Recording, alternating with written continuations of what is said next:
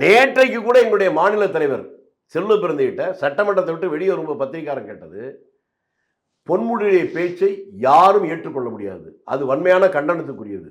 எங்களை பொறுத்தவரை நல்லது நடக்கிற போது பாராட்டுகிற அதே நேரத்தில் தவறு என்றால் சுட்டி காட்டுவதற்கு காங்கிரஸ் கட்சி தயங்குவதில்லை என்பதற்கு அதுவே உதாரணம்.